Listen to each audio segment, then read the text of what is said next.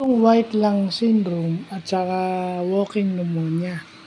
So itong white lung syndrome yung parang isang term na ginagamit ng mga doktor to describe yung white air na nagfi-fill sa ating lungs. Kasi daw, yung kulay ng air na normal sa ating baga black air. So pag may white na yung lumalabas sa chest x-rays, may problema tayo. No, ang symptoms nun cough, fever, sweating, chills, greenish, yellow, and bloody mucus. So delikado yun. No? Kasi minsan medyo matindi na yung ubo mo pag green na yung plemang lumalabas sa'yo. Mucus is plema, di ba? So, delikado yun. May mga bacteria na yun. Abnormality na pala yung white lung syndrome o yung white lung pneumonia. Yun yung tawag dyan.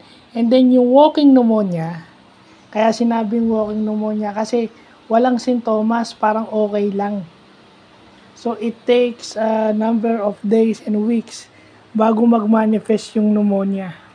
So ang symptoms nito is fever 38.5 degrees Celsius, headache, sore throat, fast breathing, labor breathing. Well, yung usual na symptoms ng pneumonia, yun. Kaso problema rito, parang okay lang siya. Kaya sinabi mong walking pneumonia kasi parang hindi agad nang ma-manifest yung symptoms, lalo na sa mga batang maliliit. So, yun kasi, di ba, meron tayong mysterious pneumonia ngayon na tumatama.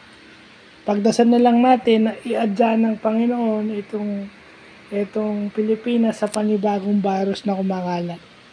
Madasali naman ng mga Pinoy. So, siguro naman pakikinggan ng Panginoong Diyos yung ating dasal na yung mysterious pneumonia na kumakalat, malayo sa atin. But definitely dapat alam natin itong white lung syndrome at saka walking pneumonia. Yung walking pneumonia is common sa mga bata. So, kung magtanong na lang kayo sa mga pediatricians nyo.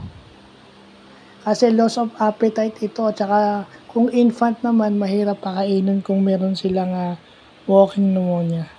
So, yun lang po.